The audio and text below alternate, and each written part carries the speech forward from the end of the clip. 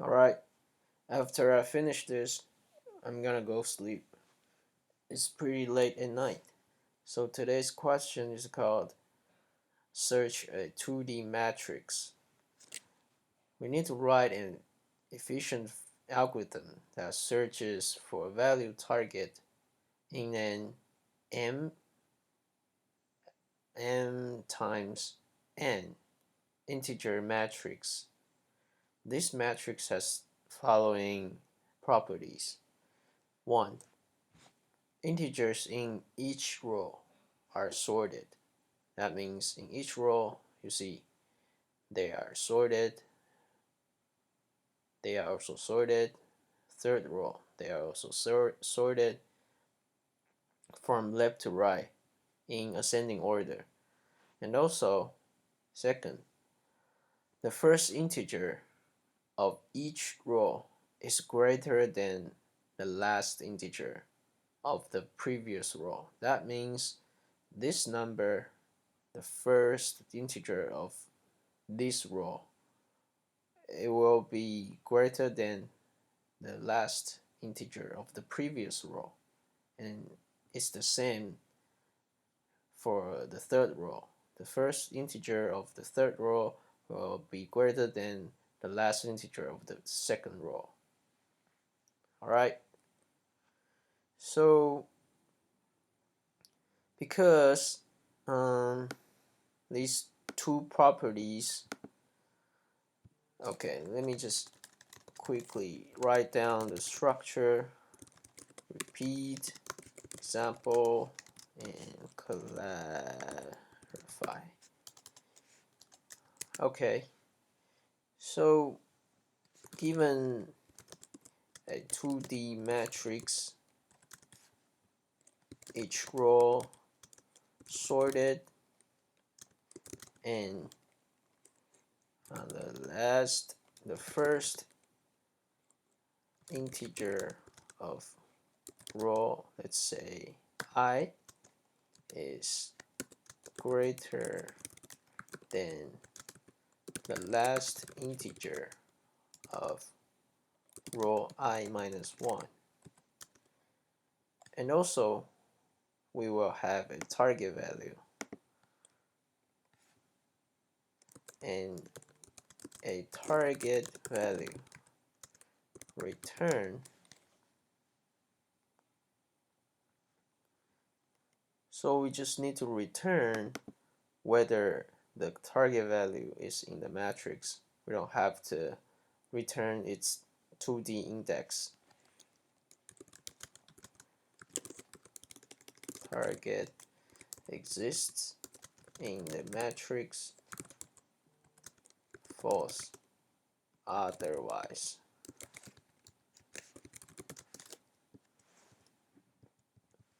Alright, so for this example, let's just copy it. This will be the matrix. Let me just make some space so they are aligned. Alright, and if the target is 3, we need to return true. This is the input.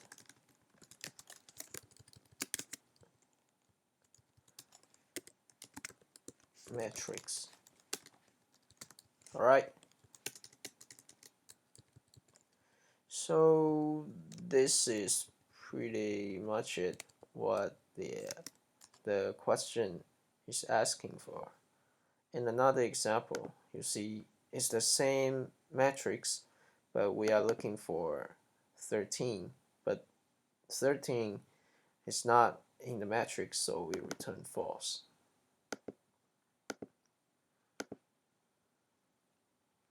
Okay, so in a real interview, I will probably ask, will there be duplicate numbers? Because if it is, we might need to handle some special cases, like what if we have have all the number are the same like this. But that won't happen because the question has already said the first integer of each row is greater than. It is not saying that greater than or equal to, but only greater than. So it shouldn't be a case. There shouldn't be a case that there will be duplicate numbers. And what else questions can I ask for clarification?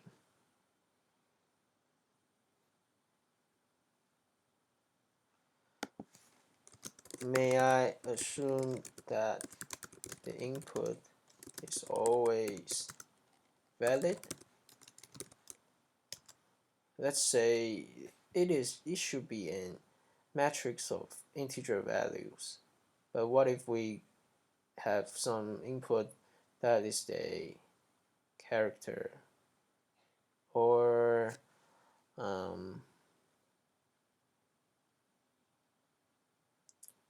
I don't know, there probably won't be any case that the input is valid because it already says the input is sorted, so these are the requirements for the input. Alright, then we can go to the next step, which is the approach and also the complexity. So when I see this question, I did not see this, but after I see this, I don't have any idea. But when I see this, I found when you convert these two metrics to a 1D array, that means we flatten the 2D matrix to a 1D array like this. Because of these two conditions, it actually becomes a fully sorted array that we can just apply a standard binary search. But one thing we need to handle is how do we convert the 2D indices to 1D or the 1D to 2D. Let me just use this example.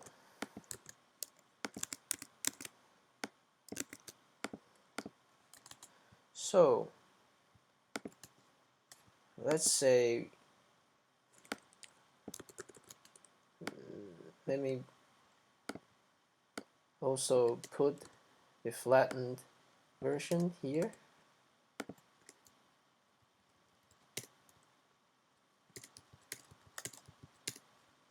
Okay, so we are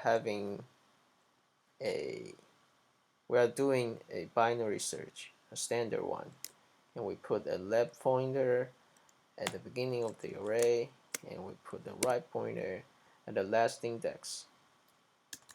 So what we know the left index will be 0, but what will be the right index? Actually, it will be the count of the element minus 1. I mean the size of the matrix minus 1. So that will be, let's say, the row count will be m, and the column count will be n. So that will be n multiplies n minus 1. Okay, so when we are doing a binary search, we will need to get a midpoint. This is our midpoint. But let's do it this way. Yep. So in this case, this is 0, 1, 2, 3, 4, 5, 6, 7, 8, 9, 10, 11. Then in this case, the mid index will be 5, will be here. But how do we get this value from a 1D index 5? So the answer will be, let's use this as matrix. So what are we gonna fill in the first index and the second index using 5 to get the value 11 in the 2D array and 2D matrix.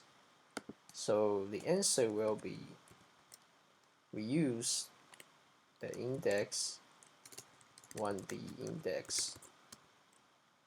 First, we divide by n, the column count, and the second index we will still use the 1D index, but this time we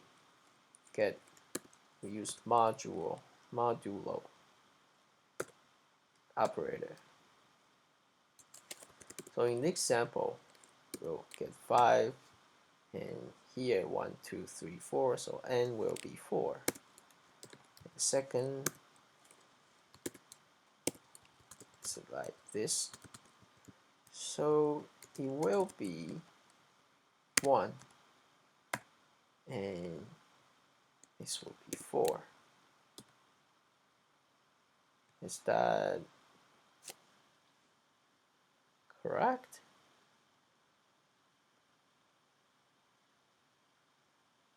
Oh, let me think about it. Oops, it should be 1. And yeah, we actually get it right. Let's try another example. Let's see, we want to get number 34 at index 10 in the 2D matrix. So the index is 10, and we first divide it by 4, and here we use a modulo operator by 4, and it will be 2 and 2. Yep, 1, 0, 1, 2. Here, 0, 1, 2. Yeah, we actually got it right. So this is our formula to convert the 1D index to the 2D matrix. Alright, so having this, we can actually perform a binary search on a 2D matrix. In doing so,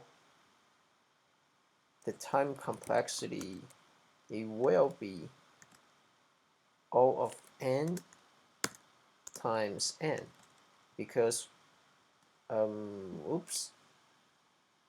it's gonna be log n times n, because this is the total number we are having now. But in a binary search, it is a log n, so here we have log n times n, and the space will be a constant because we're not using any extra memory. Alright, so it's time to code it up and write some tests. First, let me include some headers that we'll be using. Alright, and we'll return a Boolean value that indicates whether the target value is in the matrix or not.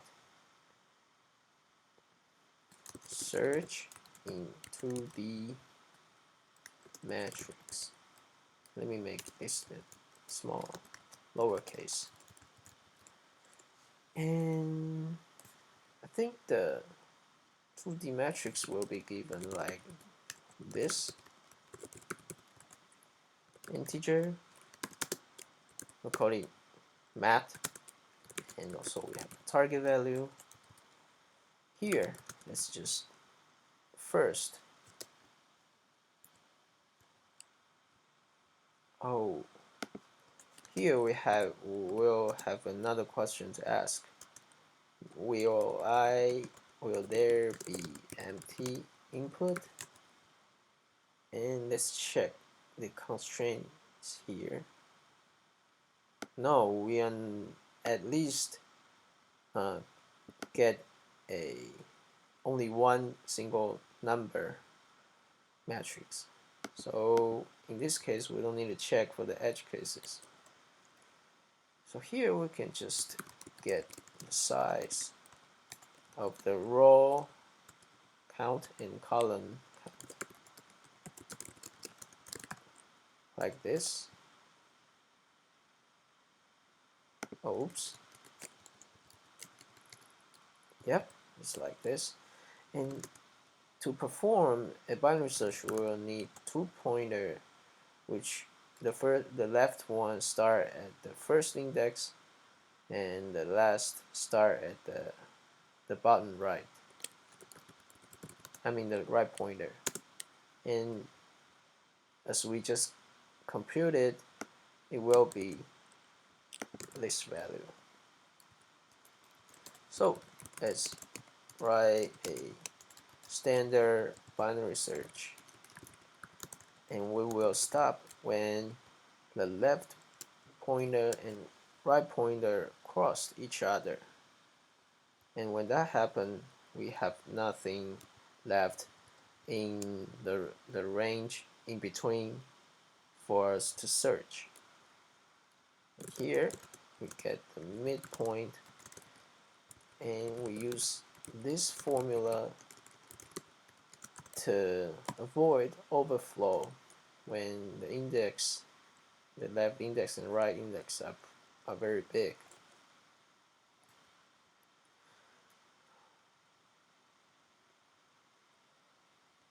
Alright, and here will be our number. And as we just computed math, this will be mid divided by n, and mid modulo n. And we check if number is equal to target. If it is, we return true. That means we have found the number target in the matrix. But if the target is greater than if the number is greater than the target, or the number is less than the target, we have to do something else. Let's say the number is greater than the target. That means we need to decrease the number. So we will have to search the left search. I mean, if currently the middle is here and the target is 7, then 11 is greater than 7, then we will need to search for the left half. So we will reset our right pointer to here. Okay, so right will be mid minus 1, and here we do the opposite. And if we go out of the loop without returning true, then that means we have not found a number that equals target. Right. I think that's pretty much it. Let's write a driver function and to test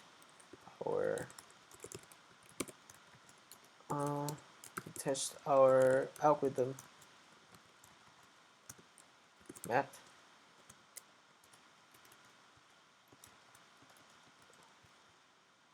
Let's say we can use this. Can we? Not sure if we can just use the initializer like this. If we can do it, that would be pretty cool, right? Oh, let me just compile the code, see if we get any. Oh, we're not getting any errors, so this might work. All right, that's a good news. Here we will need a target. Let's say it's 3, right? We will need to call this,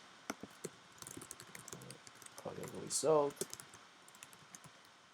math and the target, and at the end we print it out the result. All right, so let's run through an example.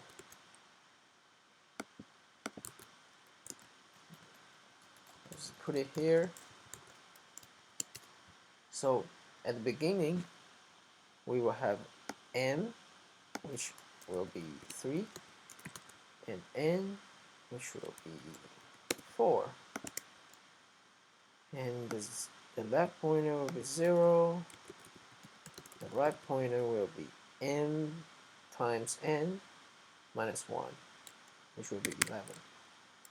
And when we first enter the loop, we get the middle point, which will be mid will be 5, and we converted the 1D array to the 2D value, we get a number, and mid, this will be 1 and 1, and 1 and 1 will be 11. So currently the number 11 is not equal to the target, which will be 3. It's not equal to 3, and the number is actually greater than 3, so we'll move our right pointer to mid minus 1. So mid minus 1 will be 4, and then we enter the loop again. So in this time the mid point will be 2, and we check 2 minus 2 divided by 4, which will be 0. 2 modulo 4 will be 2, so 0, 1, 2. Here we have the value 5, which will be still greater than the target, which is 3. So we will still set the right pointer to the middle minus 1. That would be 1. 0. Alright, so we enter the loop again. Now the mid value is 0, and 0 will be 1, and 1 is less than the target. So we'll move our left pointer to the right of the mid. So this is the time when the left pointer and the right pointer both are at the same position. So the mid pointer will also be 1. And when we convert this, we will also get a 0 and 1 index, which will be 3. And the number 3 is exactly the target, so we return true. Right? We should get a true, which is 1. But we are not, because we missed the semicolon here. Alright? Yes, we get it right.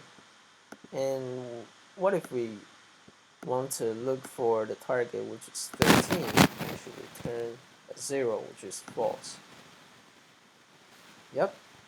I think it is the time that we post our code. the LEETCODE to check if we can pass all the test cases.